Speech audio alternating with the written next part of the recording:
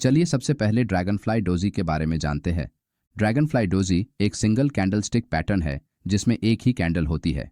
इस कैंडल के बनने के वक्त कैंडल ओपनिंग के बाद सेलर्स प्राइस को नीचे पुश करते हैं, लेकिन लोअर लेवल्स पर बायर्स मार्केट में एंट्री करते हैं और प्राइस को ऊपर बढ़ाते हुए कैंडल को ओपनिंग के पास क्लोज करते हैं। इसका मतलब यहाँ सेलर्स प्राइस को नीचे रखने में फेल हो गए हैं और बायर्स सेलर्स पर भारी पड़ रहे हैं, जिससे चार्ट पर लॉन्ग लोअर विक के साथ ड्रैगनफ्लाई डोजी एक ड्रैगनफ्लाई जैसे दिखने वाली कैंडल बनती है। इस कैंडल में कैंडल बॉडी ना के बराबर होती है और लोअर विक कैंडल बॉडी से बहुत ज़्यादा लंबी होती है। ड्रैगनफ्लाई डोजी कैंडल मार्केट में लोअर लेवल्स से आने वाले रिजेक्शन को दर्शाती है। साथ ही इस कैंडल का कलर मैटर नहीं करता है, ये कैंडल रेड या फिर ग्रीन दोनों कलर की हो सकती है। इस कैंडल में कभी कभी एक छोटी अपर विक भी होती है। अब एग्जाम्पल को देखते हैं। ये बैंक निफ्टी का 5 मिनट टाइम फ्रेम का चार्ट है।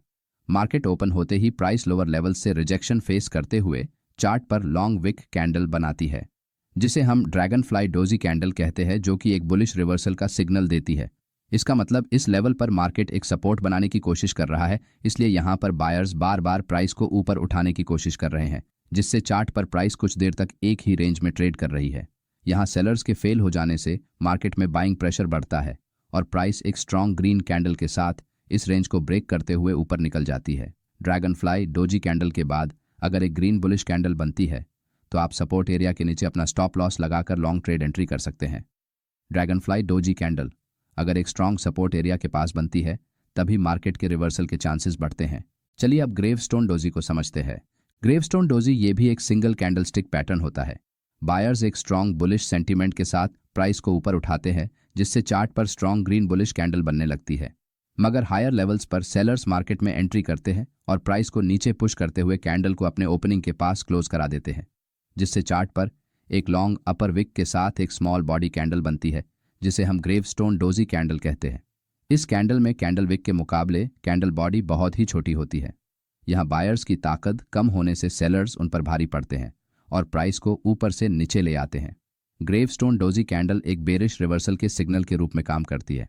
अब एग्जाम्पल्स को देखते हैं। ये बैंक निफ्टी का 3 मिनट टाइम फ्रेम का चार्ट है, जहां मार्केट ओपनिंग के बाद प्राइस थोड़ी देर नीचे जाती है, मगर लोअर लेवल से थोड़ा सपोर्ट लेकर ऊपर की तरफ बढ़ती है, मगर अपने डे हाई को ब्रेक नहीं कर पाती है और डे हाई से रिजेक्शन फेस करते हुए चार्ट पर लॉन्ग अपर विक के साथ एक ग्रेवस्टोन डोजी कैंडल बनाते हुए नीचे आती है। यहाँ बायर्स लोअर लेवल से प्राइस को ऊपर उठाने की कोशिश तो करते हैं, मगर लो बाइंग प्रेशर के कारण अपने डे हाई को ब्रेक करने में फेल हो जाते हैं।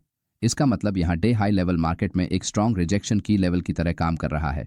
कुछ देर बाद प्राइस डे स्विंग लो को एक स्ट्रॉन्ग बेरिश कैंडल के साथ ब्रेक करते हुए तेजी से नीचे चली जाती है।